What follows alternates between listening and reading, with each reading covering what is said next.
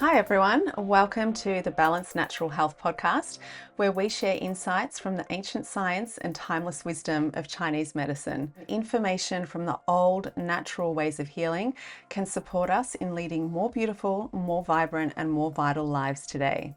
In this podcast, I share simple, natural, and accessible tips that you can incorporate into your everyday life for more vibrant health and wellness. I'm so glad you're here. Hello, everyone, and welcome back to episode 45 of the Balanced Natural Health podcast. We've just recently had the spring equinox here in Australia, so it was time for me to emerge from my winter cocoon and retreat and hibernation and to come back here. And I'm excited to be back sharing, and particularly excited to be talking about what I'm talking about today, which is hypermobility and hEDS, or hypermobile Ehlers-Danlos syndrome, and Chinese medicine and how the spleen is the key. Chinese medicine has so much to offer for people who are affected in some way by hypermobility and hEDS. And this is something that is particularly personal and close to my heart because I am what I call a floppy person. I'm personally not into labels or diagnoses because in Chinese medicine, we don't look at the disease, and I'm using quotation marks here, but we look at the person. So, for example, we might have 10 different hypermobile or hEDS people, and they're all going to have a different experience. So rather than labeling them all with a disease name which doesn't accurately reflect their experience, we instead look at the individual person. So I'm more interested in what is the sensation and the experience and the feelings that come with something, because our body, minds, and souls are always speaking to us. They're always giving us messages about what they need, what they'd like us to pay attention to, so that we can bring ourselves more and more into balance. So, hypermobility or hEDS is a condition, and again, quotation marks, that is defined by conventional medicine as a connective tissue disorder. However, I don't see it as a disorder as such because we all exist on a spectrum, and some of us have different body shapes, different body types, different ways of moving than others. However, I do think that it offers us an opportunity to bring balance to our bodies in a way that our bodies are inviting us to, with the messages or symptoms that they are presenting with. So, as a connective tissue difference, people who are floppy, as I affectionately call it, can tend to have looser collagen, more lax collagen, which means that the joints are less firmly supported than in the rest of the population. So this can lead to double jointedness and party tricks, which was definitely in my past, but it can also lead to subluxations, dislocations, things popping out, joints moving and tracking incorrectly, the wearing down of cartilage, extreme pain as well. So in the past, I have been in emergency with a misplaced rib, which felt very much like a heart attack. It was incredibly painful. And also, as a young person, I had floppy knees and floppy legs as well. And my patella, my kneecap, wasn't sitting correctly. And I had a lot of pain with the patella popping out, which later led also to softening of the cartilage in the joint space there. So it led to chondromalacia, which meant that I was almost at bone on bone in my 20s. So before I came to Chinese medicine, I'd already had cortisone shots and also hyaluronic acid injected into the joint space to try to provide more cushioning. So I was in a lot more pain before I applied the principles of Chinese medicine and spleen care, loving the spleen, our vital earth organ, than I am now. So now, have amazing mobility, feel great, compared to how it was before I started to apply these principles, which is why I'm excited to share them with you, because I think it explains so much of what we see across the hypermobility spectrum.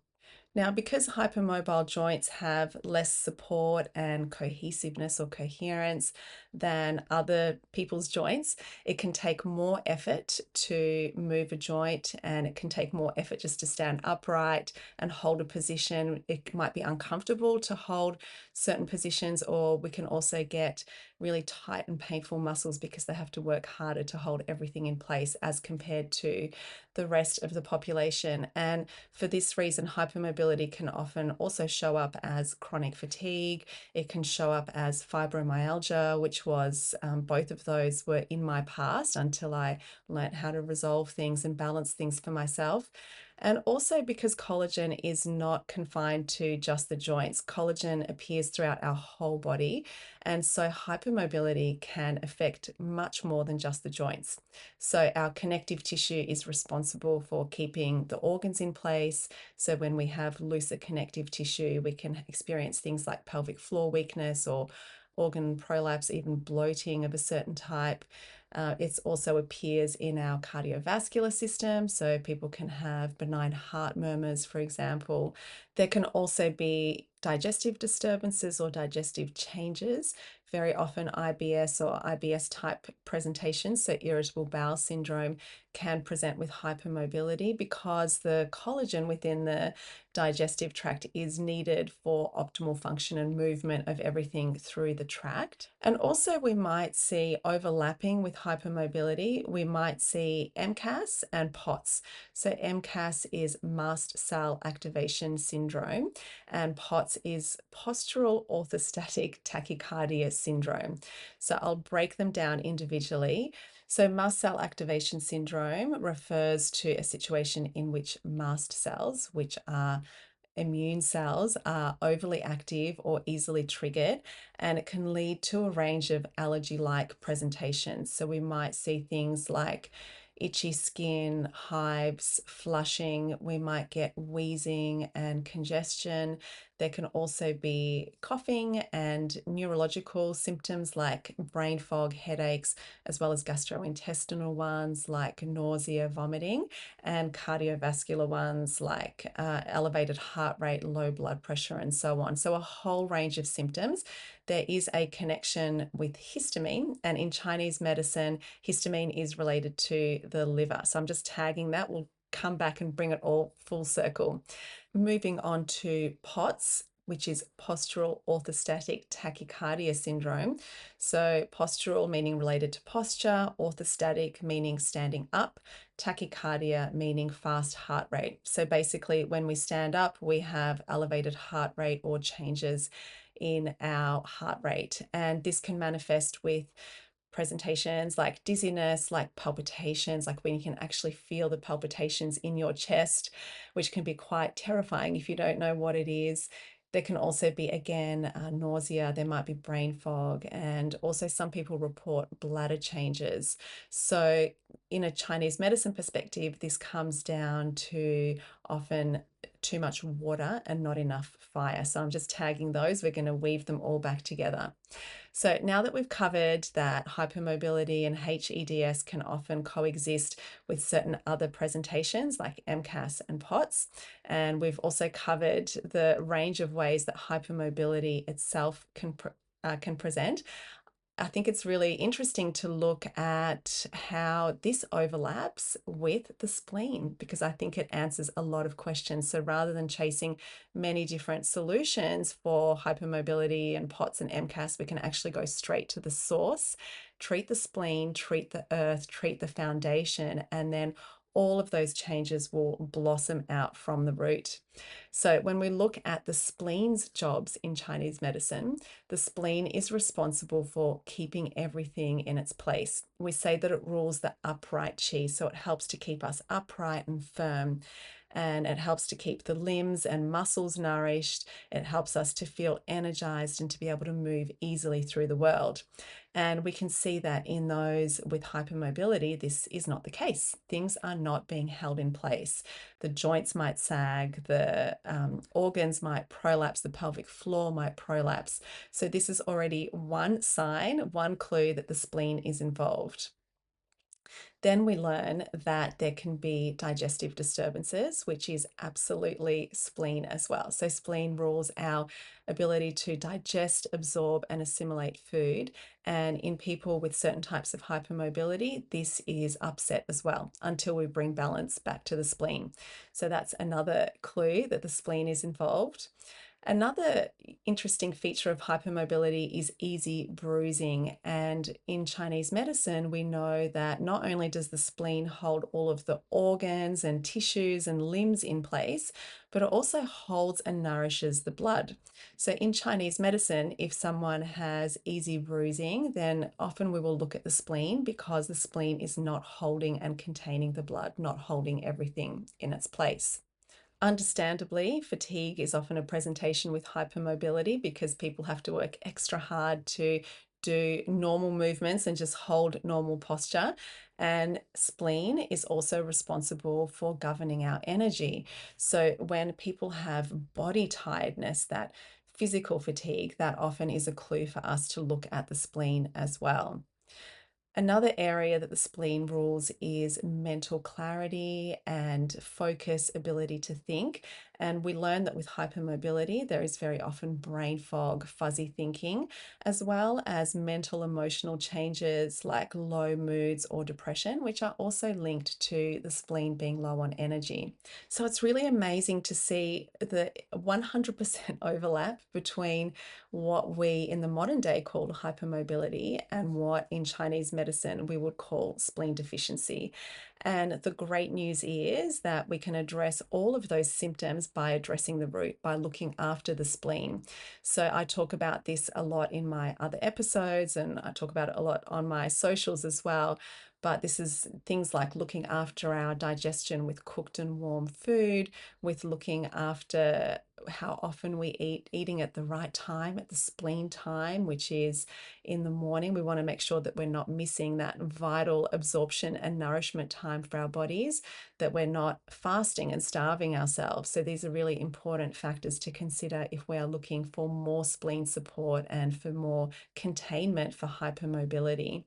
There's also certain herbs that are really beneficial. Ginger gets the most honorable mention for looking after the spleen. There are also many lifestyle habits and simple changes that we can make to support the spleen. So things like not drinking too much fluids, not over drinking, and certainly not drinking around meal times because we want to preserve that precious digestive fire. We don't want to weaken things. Also avoiding multitasking because the spleen takes care of mental digestion as well as physical digestion. And also certain types of movement. We can look after our spleen meridian via acupressure points as well. So there's so much that we can do. And it can be simple. It doesn't have to be complex or overwhelming. So moving on to what we tagged earlier with MCAS and liver and POTS and the relationship between fire and water there as well, or yin and yang. So in Chinese medicine, the liver and spleen are neighbors, and like everything in the body, it's all connected, but liver and spleen especially share a close relationship. So the liver can sometimes override the spleen, and we want to make sure that the liver gets to move freely and express itself so that we don't beat up the spleen, beat up the earth element. And from a Chinese medicine perspective, if we would like to support and balance ourselves, if we're receiving messages of mast cell activation, like allergic type symptoms, itching, hives, gastrointestinal changes, there might also even be irritation, frustration, brain fog. We can look after the liver and spleen both. So we bolster up the spleen so that the liver doesn't override it. And we can do this with, again, with acupressure, with certain types of movement, and also with foods. Foods are a really powerful way to balance things out. So we would use liver supporting foods, things like your green leafies and your brassica family, so broccoli, cauliflower. All of these are so potent to support the liver in doing its important detox work, which is always doing for us. And especially with MCAS, it's really important to support this natural detox as much as possible because then we can dump that histamine, which is a factor within mast cell activation. So the more efficiently our liver is emptying out and letting go of what no longer serves, then the more those messages fall by the wayside because everything comes back into balance. So green veggies for the liver, also the brassica family for the liver, and pungent foods like mustard and onion can also support liver detoxification and help it clear out its little toxin bucket. In addition to these vegetables, also bitter veggies are amazing at supporting liver function, supporting bile production. So these can be foods like rocket and endive, for example. Now, onto POTS, which is postural orthostatic tachycardia, so changes with posture. And in Chinese medicine, when there are changes with posture, this is an immediate clue for us to look at water. And this is because we are watery beings. By molecular count, we are 99% water. And our health and how we function, how vital we feel, is absolutely reliant on the structure of that water, how it's organized, is it vitalized, is it alive? And what happens when the water loses its chi, its energy, its aliveness? Then it can collect into excess fluids, into dampness, into various types of inflammation.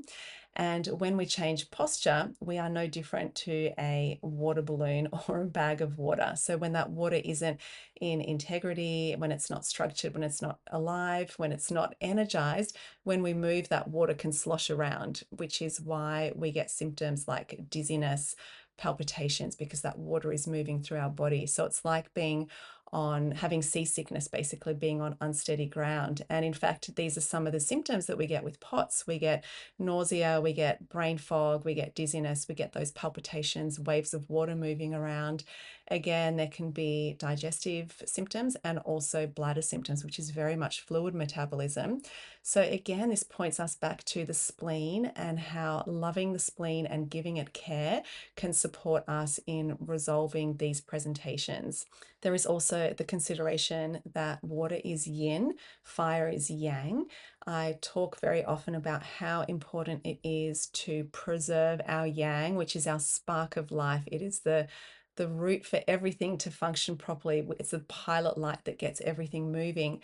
And our yang is so precious and vital, which is why we don't do things like jump in ice baths or drink ice cold water or eat ice cream, because it devitalizes our yang, and our body tells us about it because none of that feels good. It might spark stress hormones, which feel momentarily good, but it doesn't feel good in the long run. So now that that little rant's over, it's really important that we nourish the yang. And what we see from a Chinese medicine perspective in POTS is that the yang has been overrun by yin. The fire is overrun by water, which is why we get those watery, woozy type symptoms. And when we look after fire, we look after the yang, then those symptoms start to resolve. So for that reason, again, we come back to nourishing the fire of the digestion, the spleen, and also we might add certain herbs that are particularly nourishing for the yang. So these can be herbs like cinnamon, for example. So it's so fascinating to see just how many divergent symptoms and syndromes and presentations can come down to a single root. And this has certainly been my experience both in clinic when I have seen this present and addressing the spleen and addressing the earth, and also in my own experience. So, like I mentioned earlier, I had many different joint subluxations and digestive symptoms. Anxiety as well was in my past. So all of these came back to the spleen needing love. And once the spleen was nourished, then those symptoms resolved themselves. And I recently had a very good reminder about this because, as many of you may know, I released my course, my on-demand course, The Radiant Energy Reset, recently, which is all about loving the spleen.